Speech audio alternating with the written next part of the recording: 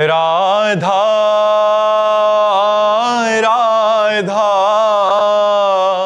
राधा राधा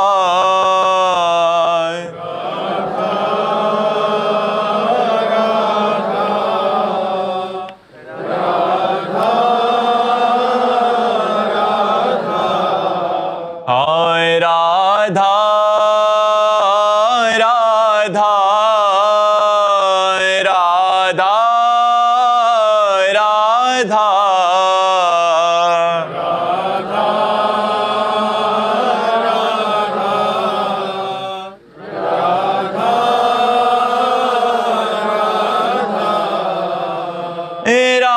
राधा राधा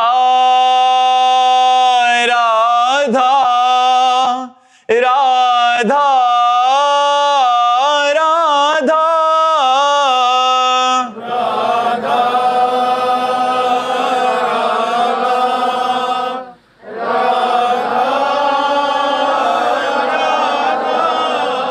हाय राधा राधा राधा राधा हाय राधा राधा राधा राधा राधा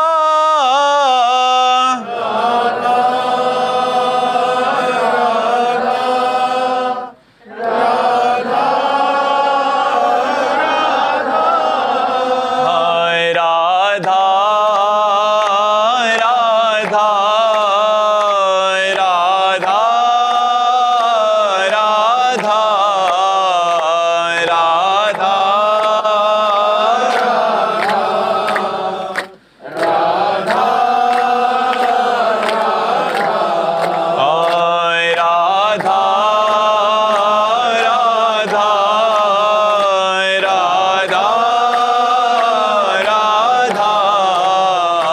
राधा राधा राधा राधा श्री राधा वल्लभ लाल की, समस्त संत हरि भक्तन की, श्री वृंदावन धाम की, सद्गुरुदेव भगवान की। अमित कुमार जी गुजरात से। राधे राधे महाराज। राधे राधे महाराज जी। महाराज जी, जब रसिक संतों के बारे में पढ़ा और सुना तो पता चला कि उन्हें कैसे कैसे भयानक दुख का सामना करना पड़ा। महाराज जी, ये सब जानने के बाद ऐसा लगता है कि अगर इनकी तरह भगवान हमारी भी परीक्षा लेंगे तो हम तो फेल ही हो जाएंगे, हमें कभी श्यामा श्याम की प्राप्ति नहीं हो पाएगी। ऐसा नहीं, क्योंकि ऐसा उनके चरणों नहीं की धूल के बराबर भी नहीं हो। बालक को 1 कुंतल वजन उठाने के लिए नहीं कहा जाता। भगवान पहले क्षमता देते हैं फिर दुख देते हैं। पहले क्षमता देते हैं, प्रतिपल उस कष्ट को सहा जा रहा है, जब तक जिएंगे तब तक सहा जा रहा है, जीना ही इसी से है। लेकिन मुझे कोई परेशानी नहीं, मैं एक आनंद में आनंदित हूं, मैं अपने विचारों में खूब तृप्त हूं, खूब संतुष्ट हूं, खूब प्रसन्न हूं। शरीर की कोई परवाह नहीं है। भगवान ने पहले शरीर से बेपरवाह किया और फिर शरीर का रोग दिया। अगर हम अभी अपने रोग में आ जाए तो हम सैया पे पड़े रहें, उठ के बैठने लायक ना रहे। ये भागवतिक क्षमता है, सांसारिक क्षमता नहीं है। शरीर बल से युक्त है। हम ये आपको बताना चाहते हैं, जिस दुख से आप दुखी होकर के, जिस भय से आप भयभीत होकर के भगवत मार्ग में चढ़ने के लिए आप कमजोर बन रहे हैं, उसी को मैं पुष्ट कर रहा हूं। ऐसा नहीं है कि भगवान दुख दे देते और सड़ता रहता है। भगवान दुख देते हैं 100 ग्राम और सुख देते हैं 1 किलो। 100 ग्राम के ऊपर 900 ग्राम चढ़ा रहता है, इसलिए आनंद में मगन रहते हैं। हम प्रतिपल आनंदित हैं। तुम शायद उतना आनंदित नहीं होगे, स्वस्थ होते हुए भी तुम उतना आनंदित नहीं होगे, अस्वस्थ होते हुए हम जितना आनंदित हैं। हम अपने आनंद की बात नहीं कह सकते। हर समय मैं आनंद में डूबा रहता हूं। किसके बल से? भगवान के बल से। अगर शरीर की बात आवे तो अभी मैं बेकार हो जाऊं। शरीर ऐसे है जैसे आपका शरीर, ऐसे हमसे शरीर दूर है। हम अपने आप में मगन रहते हैं, अपने आप में आनंदित रहते हैं। इसलिए ये निराशा तो मन में लाओ मती कि भगवान संतों को या भक्तों को कष्ट देते हैं। कष्ट आपको दिखाई देता है, देते नहीं है। क्यों? अब जैसे मेरा आखिरी जन्म है, मुझे पता है मेरा आखिरी जन्म है। अब अनंत जन्मों का हिसाब मुझे इस जन्म में भोगवा करके पार किया जाएगा। तो वो थोड़ा थोड़ा थोड़ा थोड़ा कष्ट देते देते देते, मतलब मिलना है पहाड़ जैसा और उसे राई जैसा दे दे करके भुगवा कर भगवान सब बराबर आवागमन से खत्म खेल। इसीलिए बड़े संतों में बड़े बड़े कष्ट देखे जाते हैं, क्योंकि उनका संसार समुद्र से अब आवागमन से मुक्ति हो गई, अब उनका जन्म नहीं होगा। तो जो हिसाब है, किसी को कैंसर, किसी को ये बड़े बड़े रोग दे दिए जाते हैं और उस रोग से लड़ते हुए संसार का उद्धार करते हैं। जैसे रामकृष्ण परमहंस जी के गले में कैंसर था, हजारों आदमियों का उद्धार करते हैं, अपना उद्धार करते हैं, हजारों का उद्धार करते हैं और जय जय होती है ऐसे संतों की। तो ये मत सोचो कि भगवान हमको ऐसा कष्ट दे सकते हैं। भगवान अगर कष्ट देंगे तो उसके साथ इतना बड़ा बल देंगे, यद्यपि कष्ट आपका प्रारब्ध होगा और कृपा भगवान के बल की होगी कि आप रौंद करके उस कष्ट को निकल जाएंगे, आप आनंदित रहेंगे। आप चिंता न करें, ऐसा कष्ट नहीं देते कि भक्त उसमें व्यतीत होकर वो भगवान से दूर हो जाए, वो संसार में फंस जाए, वो दुख में फंस जाए, ऐसा कभी नहीं होता। पक्का समझो, हर आनंद हर आनंद हर आनंद, आपसे बात कर रहा हूं, भगवान की शरण में हर आनंद है। आप कैसे, उसका हम कहां तक वर्णन करें। जो प्रतिपल दुलार कर रहे हैं, भगवान जिसको प्यार कर रहे हैं उसको कितना आनंद मिलता होगा। आपको भी प्यार कर रहे हैं, लेकिन आप भगवान के प्यार की तरफ न देखकर संसार के प्यार की तरफ देखते हैं, इसलिए आप हमारे भगवान के प्यार को नहीं देख पा रहे हैं। और जब मेरे तो गिरधर गोपाल दूसरों न कोई, तो सीधे भगवान पे दृष्टि होती है और फिर उनके प्यार का अनुभव होता है। तो आप ऐसा डरिए मत। विपुल शिंदे जी नासिक से। राधे राधे महाराज जी। महाराज जी, आपके चरणों में कोटि कोटि प्रणाम। महाराज जी, स्वरूप अनुसंधान प्राप्त होने के लिए क्या करें? विवेक। स्वरूपानुसंधान विवेक के द्वारा होता है, और वो विवेक सदगुरु संत का आश्रय लेने से होता है। बिन सत्संग विवेक न होई, बिना साधु संग के, बिना आत्मबोध प्राप्त महापुरुष के विवेक का जागरण नहीं होता। विवेक वही जो सत असत का निर्णय कर सके। सत ब्रह्म, असत माया। उमा कहूं मैं अनुभव अपना, सत हरि भजन जगत सब सपना। जब विवेक जागृत होगा तो जगत स्वाप्निक लगने लगेगा। जैसे स्वप्न के पदार्थ जगने पर झूठे नजर आते हैं, स्वप्न में नहीं, ऐसे विवेक हो जाने पर जगत की जितनी मान प्रतिष्ठा वाहवाही सुख सामग्री भोग सामग्री ये सब मिथ्या नजर आने लगती है। स्वरूपानुसंधान के लिए सबसे पहली आवश्यकता है सत असत का ज्ञान, विवेक। वो साधु संग से प्राप्त होता है। दूसरा, समस्त भोगों से वैराग्य, लोक परलोक के समस्त भोगों से वैराग्य। क्योंकि जब तक हम शरीर भाव में रहेंगे तब तक मन और इंद्रियों की गुलामी के कारण जो मन इंद्रियां कहेंगी उन भोगों को हम भोगते रहेंगे, और जब तक हम भोग भोगते रहेंगे तब तक कर्ता और भोगता रहेंगे। स्वरूपानुसंधान नहीं हो सकता। स्वरूपानुसंधान के लिए इंद्रिय और मन का व्यापार बंद करना होगा। तपस्या और भजन के बल से विवेक के द्वारा जाने हुए सत्य में स्थित होना पड़ेगा और असत का त्याग करना पड़ेगा।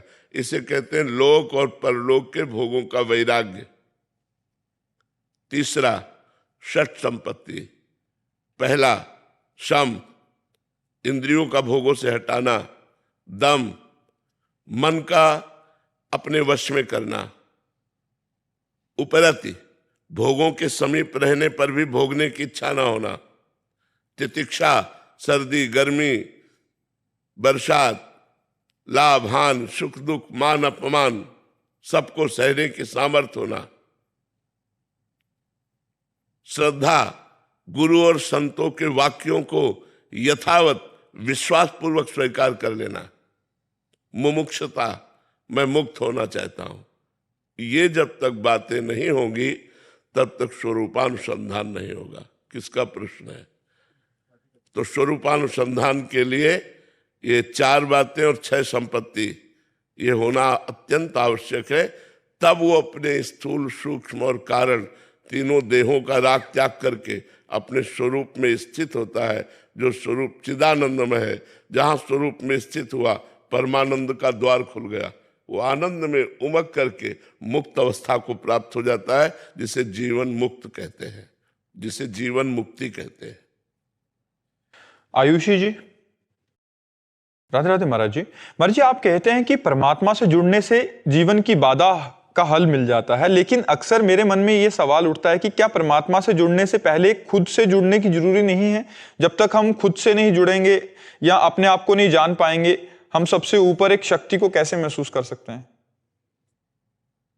मम दर्शन फल परम अनुपा, जीव पाव निज सहज स्वरूपा। भगवान का दर्शन होते ही स्वरूप का अनुभव हो जाता है। स्वरूपानुसंधान करना है तो इस प्रश्न का उत्तर हुआ, ऐसे करो। और अगर सहज में जीना है और सहज में प्रभु को प्राप्त करना है और सहज में अपने आप को जानना है, तो राधा राधा नाम जप करो, गंदे भोगों का त्याग करो और भगवान से प्रार्थना करो, तो स्वयं जानई जेहि देह जनाई और जानत तुम्हें तुम्हें हो जाई। वो खुद भगवत स्वरूप हो जाता है। ब्रह्मविद ब्रह्म ही भवति, जो ब्रह्म को जान लेता है वो अपने ब्रह्म स्वरूप में स्थित हो जाता है। तो चाहे भगवान के दर्शन की लालसा करो, चाहे स्वरूपानुसंधान करो, बात एक ही है। तत्वबोध और भगवत प्रेम दोनों समान कक्ष की स्थितियां हैं, उसमें कोई अंतर नहीं है। तो चाहे अपने को पहले जानना शुरू करो, तो जो आपने प्रश्न किया उस उत्तर को समझिए। और यदि भक्ति से चलना है तो भगवान की आराधना करो, अपने आप को जान जाओगे, भगवान जना देंगे। भगवान का दर्शन होते ही जीव को निज स्वरूप का अनुभव हो जाता है। मम दर्शन फल परम अनुपा, जीव पाव निज सहज स्वरूपा। प्रेमलता जी, मुंबई से। राधे राधे महाराज जी। महाराज जी, हर व्यक्ति अपने पूर्व कर्मों के आधार पर कुछ प्रकृति लेकर पैदा होता है। क्या खराब प्रकृति को पूर्णतः बदलना संभव है? बिल्कुल संभव है। इसी को तो हम बदलने के लिए मनुष्य शरीर प्राप्त किया है। हमारे हजारों जन्मों की वासनाएं हमारे स्वभाव की रचना करती हैं। जैसे जैसे हमने आचरण किए वैसा स्वभाव बनता है। जैसे किसी किसी के आचरणों से ऐसा स्वभाव बन जाता है, क्रूरता, आक्रामक स्वभाव, हिंसक स्वभाव। वो जो हमारे क्रियाएं होती हैं, जो हमारी कामनाएं होती हैं, जो हमारे संकल्प होते हैं, जो हमारी वासनाएं होती हैं, वो हमारे स्वभाव की रचना करती है। अब यदि हमारे भागवतिक स्वभाव अभी हो जाए तो हमारा जीवन कल्याणमय हो जाए।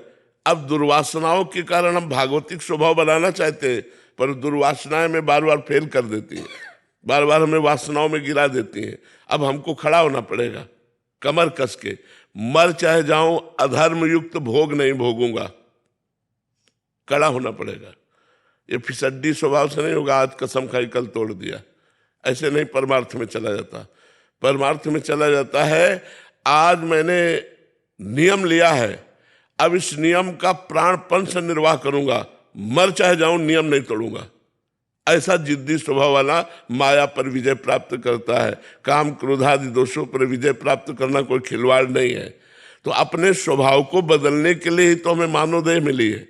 हमको चाहिए संत सदगुरुदेव की शरण में हो करके उनके द्वारा बताए हुए साधना के मार्ग से हम भगवान की प्राप्ति करें, भगवान का स्वरूप जाने और इस माया प्रपंच से मुक्त हो। नहीं, बड़ी दुर्गति है। आज हम मनुष्य हैं, कपड़ा पहने बैठे, लेकिन कितने जीव ठंडी में ठंडक का दुख भोग रहे हैं, कितने जीव प्यासे हैं, कितने जीव भूखे हैं, कितने जीवों को उबाल के खाया जाता है, कितने जीवों की हत्या की जाती है।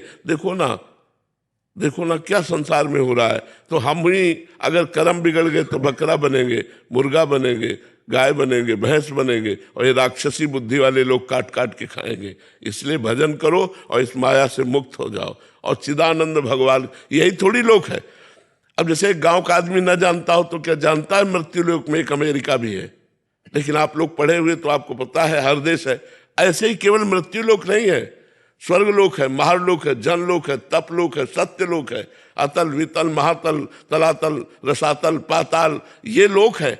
अगर हम भजन करें तो इसमें क्यों आएंगे, इस गंदे लोक में, जहां बार बार जन्मना, बार बार मरना, नाना प्रकार के भोगों की वासनाओं में पिसना, नाना प्रकार के दुख, शरीर रोग से ग्रसित, मानसिक चिंताएं, हम ऐसे लोक में जाएंगे जहां आनंद है।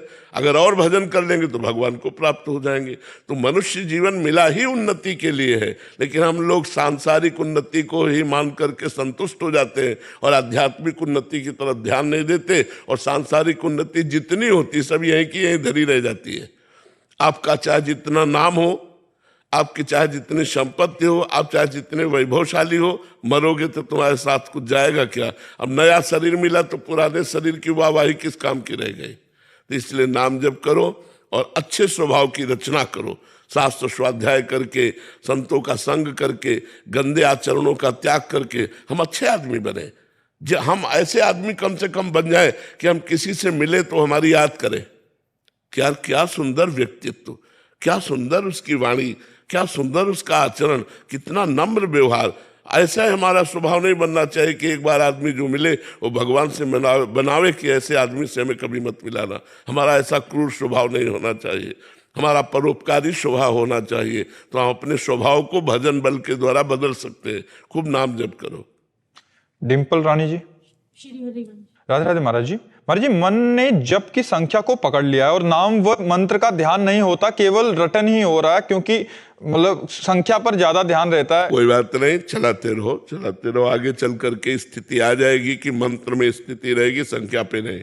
अभ्यास करते रहो, बहुत सुंदर अभ्यास कर रहे हो, करते ही रहना चाहिए, इसे और बढ़ाते रहना चाहिए। नेहा जी दिल्ली से।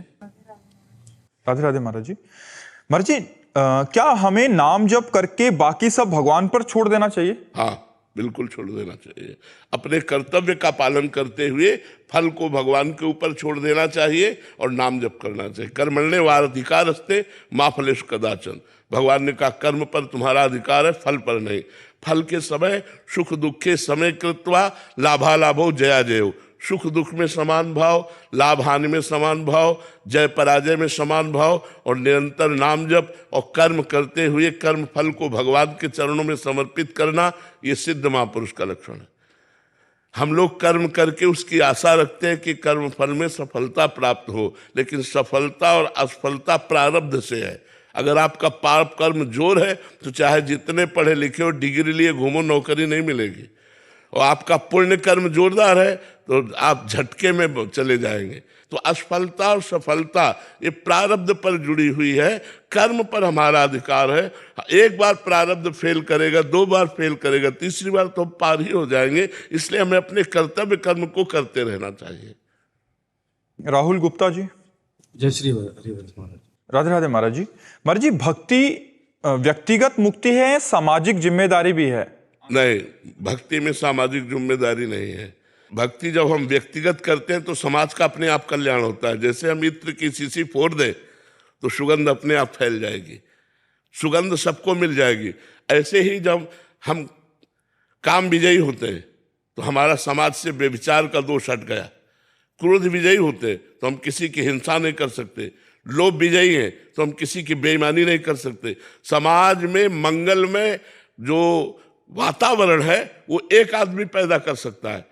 वो समाज को नहीं सुधार रहा, वो अपने को सुधार रहा है, लेकिन अपने सुधार से ही समाज का बहुत बड़ा मंगल हो रहा है। अगर समाज में एक आदमी दुष्ट हो तो समाज का अपने आप हानि होने लगती है। और अगर एक साधु हो, एरिया में एक साधु हो, तो वो एरिया पवित्र हो जाती है, वो प्रांत पवित्र हो जाता है। तो इसलिए पहली जिम्मेवारी हमें भक्ति को समेटना। अगर हम अपनी भक्ति को हृदय में समेट करके उजागर कर दिया तो सतरत लोकांता रहती, उससे लोक का लोक खुद तर जाता है। जैसे आप दर्शन कर रहे हो तो दर्शन से पाप नष्ट हो रहे, संत दर्श जिम पातक तरई, वचन सुन रहे हो, इससे ज्ञान प्राप्त हो रहा है। तो वो जो महापुरुष भगवान की भक्ति में लगा है वो जगत कल्याण की भावना नहीं करता, लेकिन जगत कल्याण स्वयं होता है, स्वयं होता है। जैसे पुष्प में सुगंध आ जाए तो एरिया में सुगंध स्वयं फैल जाती है, ऐसे अगर हम भगवत प्राप्त हो गए तो जगत कल्याण अपने आप होने लगता है। जगत की जिम्मेवारी नहीं होती, भगवान की जिम्मेवारी जगत की है और भगत की जिम्मेवारी भगवान का स्मरण करना है, भगवान का चिंतन करना है, भगवान को रिझाना है। और इसी बात से जगत का कल्याण होता है, क्योंकि उसका नशा है, वो भगवान का यश गाएगा, भगवान का नाम कीर्तन करेगा, भगवान में तो कहीं भिक्षा पाएगा, जिसका अन्न पाएगा उसका मंगल कर देगा, जिस पर उसकी दृष्टि गई या उस पर जिसकी दृष्टि गई उसका मंगल कर देगा, वो मंगल स्वरूप हो जाता है। तो समाज का अपने आप उससे कल्याण होता है। और जो समाज का कल्याण करने चलते हो अपना कल्याण नहीं करते, उनसे समाज की हानि नहीं होती है, मंगल नहीं होता। क्योंकि वो काम विजयी नहीं होते, क्रोध विजयी नहीं होते। जहाँ समाज का संसर्ग हुआ था वो भ्रष्ट हो गए तो उनको भी ले गए और आप भी गए। आप गए और घालई जो कहो सत मार्ग प्रतिपालई। इसलिए बहुत सावधान रहना चाहिए। पहले अपना कल्याण करो, पहले खुद भगवत प्राप्त हो, पहले खुद काम क्रोध विजयी हो, तब जगत का कल्याण अपने आप होने लगेगा। अपना कल्याण करो पहले, जग का कल्याण स्वयं होगा, स्वयं होगा, उसमें कोई करने की जरूरत नहीं पड़ती। चांदनी जी हैदराबाद से। राधे राधे महाराज जी। महाराज जी, कई बार नाम छूट जाता है और कोई दुविधा या कठिनाई आने पर ही नाम स्मरण आता है, तब मन में ये गलानी होती है कि भगवत प्राप्ति कराने वाले नाम को हम सांसारिक स्वार्थ हेतु खर्च कर रहे हैं, ये जानते हुए कि हम अपने और अपनों की कामनाओं। खर्च की तरफ तो नहीं आपको सावधान करते। भगवान का नाम खर्चा ही नहीं होता है। एक बार राधा कहा तो एक बार राधा की कीमत पूरा संसार नहीं है। एक राधा नाम की कीमत पूरा संसार नहीं। एक प्रसंग आता है, दो भाई थे, एक का नाम था कर्मचंद्र, एक का नाम धर्मचंद। जो धर्मचंद थे वो बड़े थे, कर्मचंद छोटे थे। नाम महिमा में आता है। धर्मचंद बचपन से भगवान का नाम जप करते थे, अच्छे आचरण करते थे और उन्हें संत जन प्राण प्यारे लगते थे। अगर कहीं भी संत दिखाई दे तो उनके चरण छू के मना के अपने घर लाना, उनका चरणामृत उतारना, आरती करना, उनको भोजन पवाना। और जो कर्मचंद छोटा भाई था, उसका स्वभाव संतों को देखते ही गालियां देने लगना। संतों से बड़ी जलन थी और वो शराब पीता, गंदे आचरण करता, बिल्कुल विपरीत। बड़े भाई को बड़ा दुख होता कि एक ही मां के गर्भ से उत्पन्न हुए और ये हमारा छोटा भाई इतने दुष्ट स्वभाव का, इतना पापाचरण करता है, क्या इसका कभी कल्याण होगा? मन में सोचती। तो एक दिन अयोध्या से मंडली गुजर रही थी, तो धर्मचंद का स्वभाव था साष्टांग दंडवत की। पूरी मंडली को निमंत्रण किया घर में। घर में सब संत भोजन पा ही रहे थे कि ऊपर का कमरा उसका था। वो निकला वहीं से और संतों को गालियां देते हुए, अशुद्ध शब्द कहते हुए। संतों ने धर्मचंद की तरफ देखा, उन्होंने हाथ जोड़ा, महाराज ये मेरा छोटा भाई है, ये शराब पीता है, मांस खाता है, व्यभिचार करता है, बहुत पापी है, महाराज आप नाराज मत हुई, इसको चले जाने। वो ऊपर निकल गए। जब सब संत प्रसाद पा चुके तो उन्होंने कहा, क्या मेरे भाई का कल्याण हो सकता है? जो इस तरह का गंदा आचरण करता है, क्या कल्याण हो सकता है? आप सब संतों से विनय है, अगर कोई रास्ता हो तो हमें बताओ। तो जो महंत जी थे उन्होंने कहा, कल्याण हो सकता है, मैं कल्याण करूंगा इसका। सब संतों से कहा, तुम शंखनाद करते हुए घर के बाहर जाओ। तो शंखनाद करते हुए घर के बाहर जाने का इशारा हुआ कि उसने अपने ऊपर वाले कमरे से समझा कि सब संत चले गए। अब वो महंत जी जाके दरवाजा खटखटाए तो उसने समझा भाई है, तुरंत दरवाजा खोल। जे ही खोला तो तगड़े तंदुरुस्त थे, उठाया और पटक दिया उसको और उसकी छाती में चढ़ के बोले, राम बोल राम। अब वो शराबी आदमी घबरा गया कि अभी इतना तगड़ा महात्मा अगर बैठा रहा तो श्वास रुक जाएगी। तो उसने कहा, राम राम। बस हट गए संत। बोले, जा, ये तेरा कल्याण करेगा और मेरे प्रताप से तुझे ये स्मृति रहेगी कि तू कभी इस नाम को बेचना मत, इसकी कीमत मत लेना। थोड़े दिन में उसको कैंसर हुआ और वो मर गया। मर गया तो यमराज के दूत यमपुरी में ले गए। न्यायाधीश यमराज है। यमराज ने उसका खाता खोला, सब गंदा। एक संत के द्वारा 2 बार राम राम नाम कहाया गया, ये खाते में पॉइंट मिला। अब वो यमराज की खोपड़ी चकरा गई कि 2 बार राम राम का फल इसे क्या दे। उसी जीवात्मा को बुलाया और कहा, बोलो। तुमने 2 बार जीवन में राम राम बोला, इसका फल क्या चाहते हो? तो उनका आप पहले फल तो बताओ, इसका क्या होता है? मेरी मति तो काम नहीं कर सकती कि राम नाम का फल क्या होगा। ये शायद देवराज इंद्र बता सकते हैं। तो उसने कहा हमें साथ ले चलो, इस तुम्हारे भयावने यमपुरी में मैं नहीं रुकूंगा। उसे देवराज की पूरी स्वर्ग में ले गए। देवराज इंद्र से कहा इस जीवात्मा ने 2 बार राम राम का नाम लिया, उसका फल क्या हो सकता है? देवराज इंद्र ने कहा मेरी सामर्थ्य नहीं कि मैं बता सकूं, ये भगवान ब्रह्मा जी बता सकते हैं। तो धर्मराज, जीवात्मा और देवराज इंद्र ब्रह्मलोक पहुंचे। ब्रह्मा जी से पूछा कि इस जीवात्मा ने जीवन भर पाप किया, केवल संत के कहलाने से 2 बार राम राम बोला, इसका क्या फल होगा? ब्रह्मा जी भी दाढ़ी खुजलाने लगे कि ये मायामय जगत की वस्तुएं तो नाम का फल हो नहीं सकती।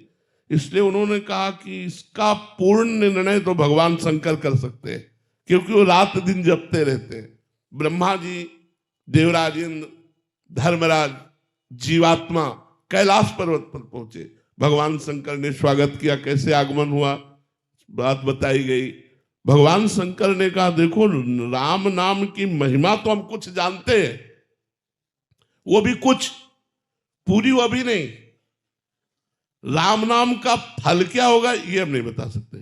राम नाम की महिमा जानते हैं कि रा बोलकर जहर पी गए, मां बोलकर उसे बंद कर लिया, आज भी गले में, इसलिए नीलकंठ नाम। राम नाम की बड़ी महिमा है, उसको हम गा नहीं सकते पूर्ण रूप से, लेकिन कुछ गा सकते हैं। लेकिन नाम का फल क्या है ये हम नहीं बता सकते। बोले ये तो साक्षात राम जी ही बताएंगे। अब वो जीवात्मा, धर्मराज, देवराज, ब्रह्मा जी, भगवान शंकर साकेतपुरी पहुंचे सिया राम जी के पास। कहा प्रभु, इस जीवात्मा ने जीवन भर पाप किया, एक संत के कहलाने से 2 बार आपका नाम लिया, प्रभु उसका फल क्या हो सकता है?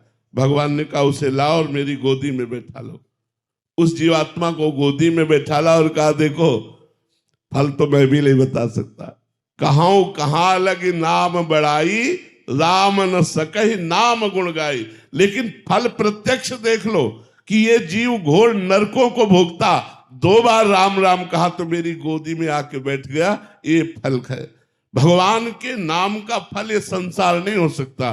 तो ये बात कि हम नाम जब खर्चा कर रहे तो नाम जब अविनाशी हो, खर्चा होने वाला नहीं। हाँ ये जरूर है कि हम भूल से असरफी को दे करके और नमक खरीद रहे हैं, ये गलती ना करें।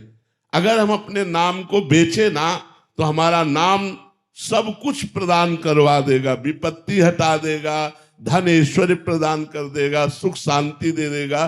2 बार राम राम कहने से नरक से बच गया, और आप सैकड़ों बार राधा राधा जपते, आपको नरक जाना पड़ेगा, सवाल नहीं उठता। इसलिए आप निर्भय रहिए। हाँ, नाम जितना अधिक से अधिक जप पावे और उसे बचा पावे, तो अपने नाम को भगवान की बैंक में जमा करो। नाम को भगवान की बैंक में कैसे जमा किया जाता है? जैसे हम 1 घंटा नाम जप किए, नाम जपने के बाद कृष्णार्पणम मस्तु, वो भगवान के बैंक में गया। अब आपका वो नाम खर्चा होने वाला नहीं है, उसके ब्याज में आपका काम बनेगा, और मूल में नाम तो भगवान के पास जमा है। अगर इस जन्म में भगवत प्राप्ति नहीं हो पाई तो अगले जन्म में निश्चित भगवत प्राप्ति हो जाएगी। इसलिए खूब नाम जप करो, भाव बने ना बने, श्रद्धा बने ना बने, आनंद आवे ना आवे, डट के कमाई करो। जैसे लोभी पुरुष 12-12 घंटा ओवर टाइम काम करता है कि हमें धन मिल जाएगा, ऐसे हम अधिक से अधिक नाम जब छुपा छुपा के करें, जिससे हमारा मंगल हो जाएगा। निखिल जी गुजरात से, राधे राधे महाराज जी। महाराज जी, सत हरि भजन जगत सब सपना, महाराज जी ये बात कैसे आएगी? जीव का कल्याण कैसे होगा? हाँ, प्रथम जब हम साधु संग करेंगे, द्वितीय जब हम भगवान की कथा सुनते रहेंगे, तृतीय जब हम सदगुरु का वर्ण करके उनके द्वारा बताई हुई उपासना करेंगे, चौथी हम आपस में परस्पर भगवान की वार्ता करेंगे, प्रपंच की नहीं, निंदा नहीं करेंगे किसी की, भगवत वार्ता करेंगे। पांचवी, दृढ़ विश्वास के साथ जो हमें गुरुमंत्र जो नाम मिला है इसी से काम हो जाएगा, ऐसा दृढ़ विश्वास करके हम उसको जपे। छठवीं, शीलवान, गंभीरवान, धैर्यवान और उन कार्यों का त्याग करें जो हमारे भजन के विरोधी कार्य हैं। सातवें, सब में भगवान को देखने की चेष्टा करें और संतों को भगवान से अधिक आदर दें। आठवीं, जैसी परिस्थिति में भगवान ने हमें रखा है वैसी परिस्थिति में हम संतोष धारण करें, भगवान से भी हम चाह ना करें परिस्थिति परिवर्तन की। जो परिस्थिति भगवान ने दी है हम उसी परिस्थिति में भजन करें। नवीं, सबसे नम्र व्यवहार हो, सरल व्यवहार हो, सत्य व्यवहार हो और भगवान पर दृढ़ भरोसा हो। अगर ये 9 बातें हैं तो निश्चित उसमें भगवत अनुराग, तत्वबोध, ज्ञान, वैराग्य जो चाहेगा वो सब प्राप्त हो जाएगा। सौरभ जी, राधे राधे महाराज जी।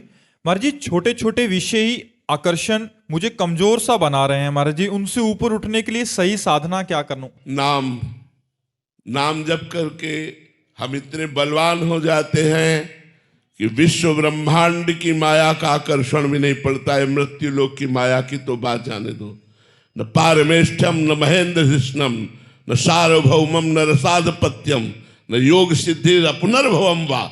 भजन का इतना प्रभाव बढ़ जाता है कि ब्रह्मा का पद भी फीका लगता है, देवराज इंद्र का पद भी फीका लगता है, सार्वभौम सम्राट का पद भी फीका लगता है, योग की सिद्धियां भी फीकी लगती है। इतने भगवान प्यारे लगने लगते हैं। नाम जप करके देखो, ब्रह्म राम ते नाम बड़ वरदायक वरदान। भगवान से भी बढ़कर भगवान का नाम है। नाम जप करते करते ऐसी वृत्ति हो जाती है, कुछ अच्छा नहीं लगता। जिनके लिए लोग मर रहे हैं उन वस्तुओं को त्याग देते। आपको हम बताएं, एक एक आभूषण के लिए परिवार में झगड़ा हो जाता है और कितनी ऐसी माताएं अपने आभूषणों का त्याग करके और कंठी बांध करके रात दिन भजन करती हैं और कष्ट सहकर वृंदावन में रह रहे हैं। क्या हुआ? नाम ने चमत्कार प्रकट कर दिया। ये क्या है? क्या है? जिन आभूषणों के लिए, जिन वस्तुओं के लिए, जिन भोगों के लिए तुम लड़ते हो, पूरा जीवन खपा देते हो, और जब नाम जप की कृपा होती है, भगवान की कृपा होती है, तो वही सब ऐसे बेकार लगने लगते, बेकार लगने लगते। हमें ये कहना होगा कि जब तक आप नाम जप नहीं करोगे तब तक केवल बातें रहेंगी, और जब नाम जप असलियत में करोगे तो सत हरि भजन जगत सब सपना ये आपको देखने को मिलेगा, अपने जीवन में मिलेगा। कुछ अच्छा नहीं लगता, सच्ची मानो कुछ अच्छा नहीं लगता। बस एक ही बात लगती है, वो कब दिन आएगा जिस दिन मैं भगवान को देख पाऊं। भगवान मुस्कुरा कर बोले आओ मेरे प्यारे। एक बार भगवान बोले आओ मेरे प्यारे, बस ये बात सुनने के लिए वो और उनको देखने के लिए जीवन तड़प उठता है। पर ये माया बख्शती नहीं है। जब कोई भगवान के मार्ग में चलता है तो ये ऐसे मनोहर चित्रण फेंकती है, मनोहर दृश्य फेंकती है, ऐसा मनमोहक जाल फेंकती है कि साधक उसी में फंस जाए और भगवान को भूल जाए। पूज्य भाई जी महाराज ने स्वयं अपने जीवन में लिखा कि जब मैं सर्वस्व त्याग करके गीता वाटिका में भजन के लिए आया तो एक बहुत बड़े धनी माने जिनकी कई फैक्ट्रियां थी, सब आकर कहा भाई जी ये सब हम आपको देते, संभालिए। भाई जी ने कहा नहीं भाई, अब हम ये संभालने के लिए गीता वाटिका में नहीं आए, अब हम तो राधा माधव के चरणारविंद का आश्रय लेकर और जैसे वो रखेंगे वैसे। अगर चतुर सुजान ना होते तो उस ऐश्वर्य में फंस जाते। जहां कोई भगवान के मार्ग में कदम रखता है तो ऐश्वर्य रूपी माया जाल फेंकती है। कंचन, कामिनी, कीर्ति, ये उसके जाल हैं, फेंक दिया और साधक उसे। पर भगवान का यदि भरोसा है तो भगवान ऐसे जालों से बचा करके और फिर निकाल करके उसे अपने परम पद पर आरूढ़ करते। नामे भक्ता प्रणश्यति, भगवान के भक्त का कभी नाश नहीं होता, कभी पतन नहीं होता। पवन कुमार जी बिहार से। राधे राधे महाराज जी। गुरुदेव, भगवान का प्रेम तथा भक्ति में क्या भेद है? राग, वैराग्य तथा अनुराग, इनमें क्या होता है? अनुराग में जो आनंद है क्या वही आनंद वैराग्य में भी होता है क्या? सुनो, क्या आनंद लेना चाहते हो ये हमें बताओ। सोने की दुकान में गए, बोले हार कितने का है, ये जंजीर कितने की है, बाजूबंद कितने का है, करधनी कितने की है। बोले लेना क्या है? वो कुछ नहीं, वो ऐसे पूछ रहा था बस। अगर वैराग्य क्या है, अनुराग क्या है, प्रेम क्या है, भक्ति क्या है, आप चलना किस में चाहते हो? आप चलना किस में चाहते हो? प्रभु के लिए प्रेमा भक्ति और अश्रु आए। प्रभु के लिए प्रेमा भक्ति अश्रु आए। तो प्रेम मूल यह नाम है, प्रेमी रसिक जपत यह नाम, प्रेम मगन निज बन विश्राम, श्री हरिवंश जहाँ है। प्रेम की मूल जड़ नाम है। जितना नाम जप करोगे उतने भगवान से प्रेम बढ़ता जाएगा, संसार से वैराग्य होता जाएगा और अपने स्वरूप का ज्ञान होता जाएगा। भागवत के 11 स्कंद में लिखा हुआ है, एक एक कवल जैसे पाने से तुष्टि पुष्टि क्षुधा निवृत्ति होती है, ऐसे एक एक भगवान का नाम जप करने से संसार से वैराग्य, स्वरूप का बोध और भगवान से प्रेम होता है। जैसे एक कवल खवा कर रोक दिया जाए तो कई दिन के भूखे आदमी को और परेशानी हो जाती है, ऐसे ही अनंत जन्मों से भगवदानंद का भूखा जीव थोड़ा भजन करने पर उसे जलन पैदा होती है। जब वो चक्क भजन करे, कम से कम आधा पेट भोजन हो जाए, तब पता चलेगा हलवा कैसा, खीर कैसी। ऐसे ही जब 12 घंटे भजन हो निरंतर, तब हमें पता चलेगा भगवदानंद का क्या स्वरूप है, क्योंकि सारे पापों को नष्ट करके हमारे अंदर दिव्य ज्ञान प्रकट कर देगा। 2-4 माला से काम नहीं चलेगा। हम रात दिन भजन का प्रयास करें तो इसी भजन से, भजन न होई संग बिनु, और भजन बिना नहीं प्रेम। प्रेम कैसे उत्पन्न होता है? भजन से। जितना भजन करोगे उतना ही भगवत प्रेम प्रकट होता जाएगा। भजन रात दिन करो, अव्याव्रत भजना, अखंड भजन, और कोई पापाचरण ना करो तो। नहीं तो भजन करते हुए यदि पापाचरण करोगे तो भी अनुभव में नहीं आएगा। जैसे चलनी में गैया दुहे और दोष दैव को दे। चलनी में जिससे आटा छाना जाता है उसमें गाय का दूध दुहे और कहते हमारे भाग्य में नहीं, क्योंकि पीने को मिलेगा नहीं, वो सब गिर जाएगा। अगर ऐसे ही तुम्हारे छिद्र हैं काम क्रोध आदि, और आप भजन कर रहे हो और उन पर आप दृष्टि नहीं डाल रहे, तो तुम्हारे भजन को छीड़ करते रहेंगे, आपको अनुभव में नहीं आएगा।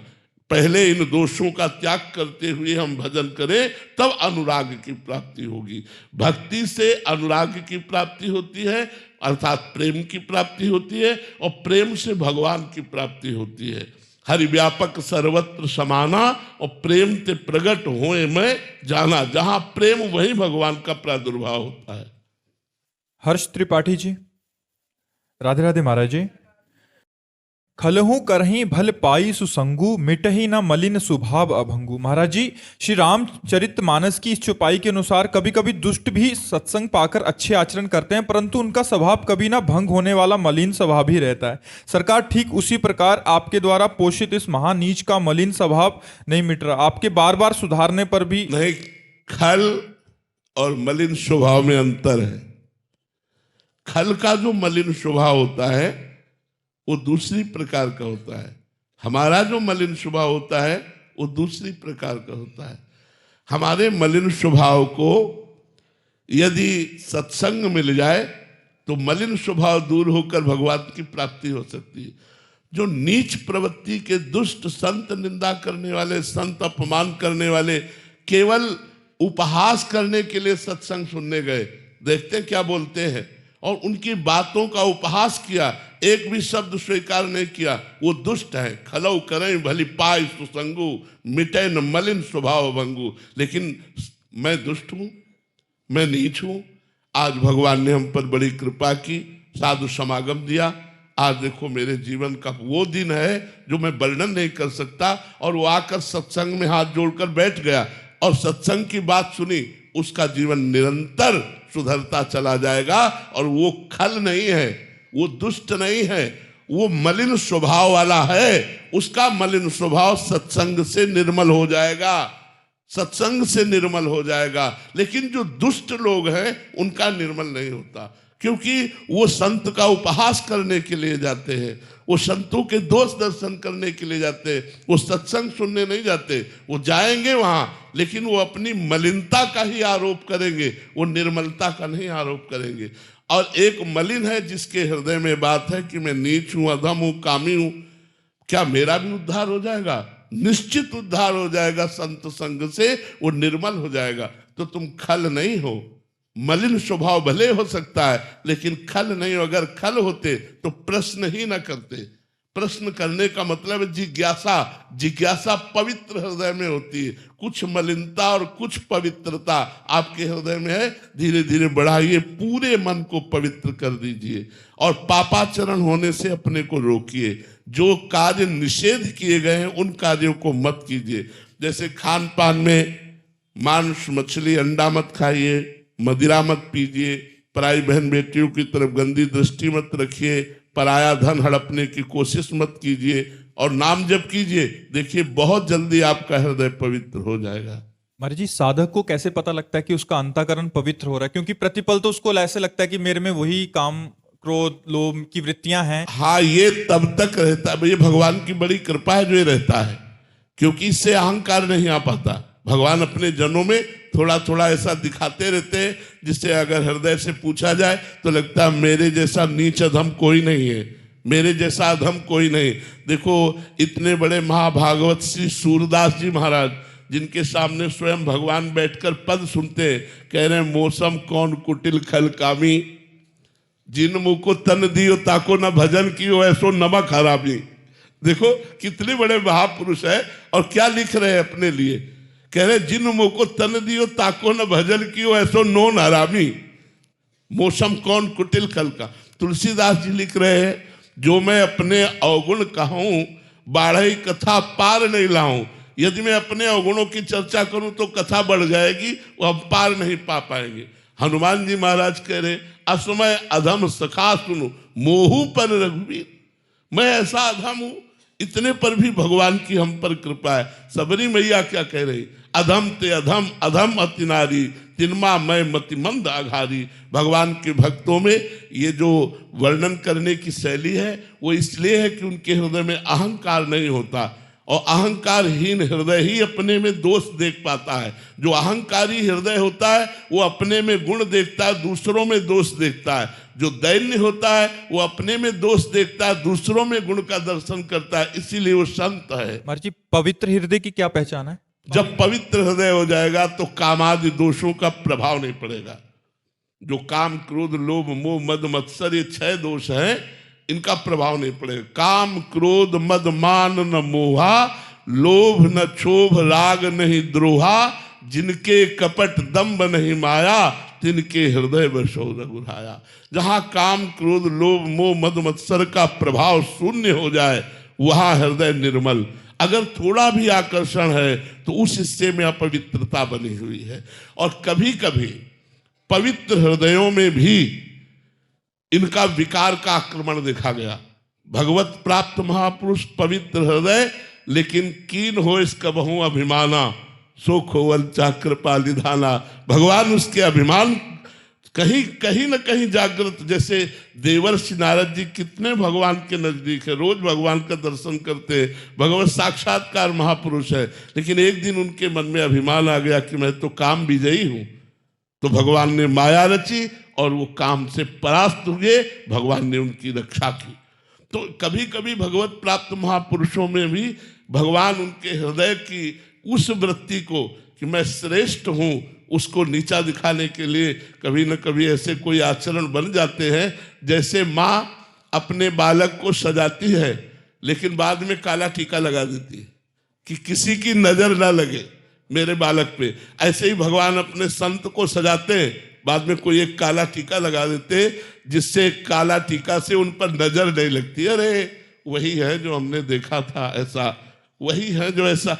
1-2 आचरण ऐसे छोड़ देते हैं जिनके कारण लोगों की दृष्टि उसी में अरझ जाती है और महापुरुष की महिमा को न जानकर वो लाभ नहीं ले पाते। ये भगवान ऐसा गुप्त रखते हैं। जब वो महापुरुष पधार जाते हैं और उनकी जीवनी लिखी जाती है तब बोले इतने बड़े महापुरुष, और जब सामने होते हैं तब हम समझ नहीं पाते कि ये इतने बड़े महापुरुष हैं। भगवान इसलिए ऐसी लीला करते हैं। मीनाक्षी जी हरियाणा से, राधे राधे महाराज जी।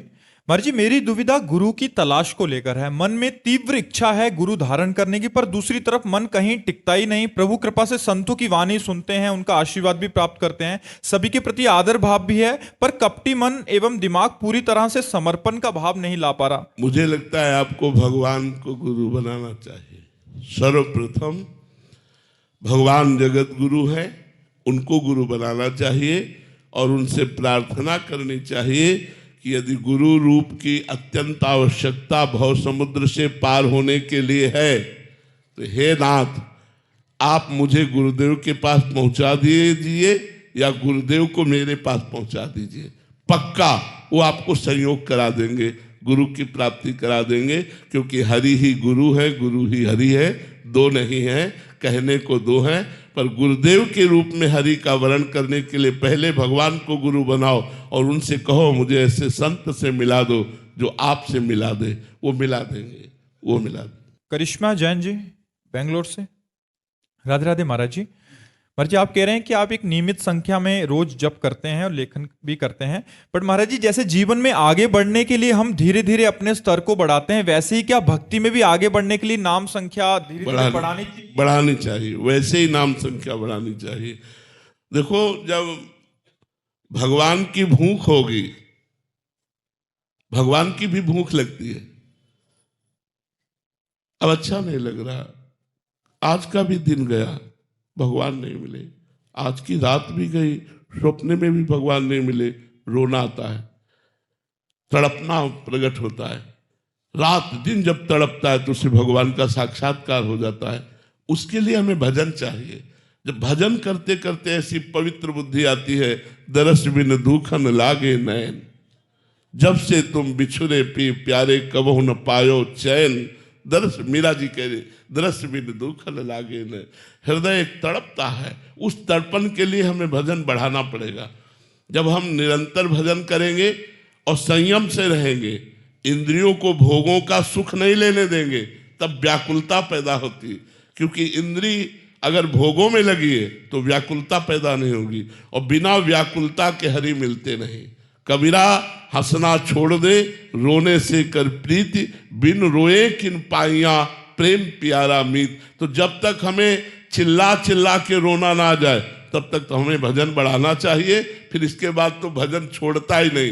पहले साधक भजन करता है, फिर भजन पकड़ लेता है साधक को, फिर वो रात दिन स्वयं चलता है, अजपा जाप चलने लगता है, वो सिद्ध पुरुष हो जाता है। इसलिए हमें तब तक भजन करना चाहिए जब तक हमें रोना ना आने लगे। फिर भजन आपको पकड़ लेगा, फिर वो आपको छोड़ेगा नहीं। श्री राधा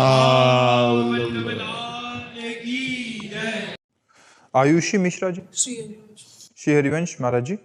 गुरुदेव, आप कहते हैं कि संसार में सब छल कपट भरा हुआ है, कोई अपना नहीं है। बहुत अच्छे से महाराज जी समझ आ रहा है और आ भी गया है।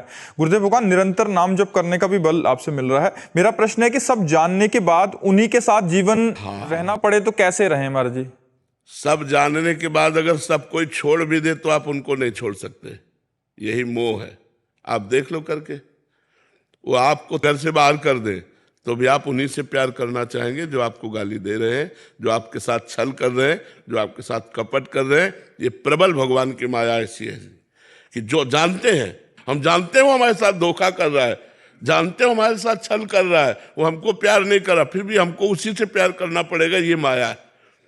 मन हटा करके हम भगवान में नहीं लगा सकते, और भगवान में लगाए तो एक एक की चाल समझ में आ रही। तो यहाँ पाए जान जगत में सब जन कपटी कुटिल कलयुगी टंच। कलयुग का प्रभाव, कपट, छल, ये सब चल रहा है, लेकिन हट नहीं सकते, वहीं जीना पड़ेगा, हट नहीं सकते। तो उनमें भगवत भाव करके जिया जाए। मेरे भगवान इस रूप में आए, मेरे भगवान है तो बच सकते हो, नहीं है बिल्कुल ड्रामा, बिल्कुल छल कपट है, कोई प्यार नहीं करता। अपनी वासनाओं की पूर्ति तक तो प्यार का नाटक चलेगा, और जिस दिन वासनाओं की पूर्ति नहीं होगी, प्रतिकूलता होगी, तो कोई प्यार करने वाला नहीं मिलेगा। आप सच्ची मान लीजिए। इसलिए भगवान से जुड़िए, राधा राधा नाम जप कीजिए, सब में भगवत भावना कीजिए। तुम्हारे साथ कोई छल करे करने दो, तुम छल मत करना। तुम्हारे साथ कोई कपट करे करने दो, तुम कपट मत करना, तो तुम भगवान के लाडले हो जाओगे। और जिस पर भगवान की कृपा होती है, सब सुख उसके सामने होते हैं।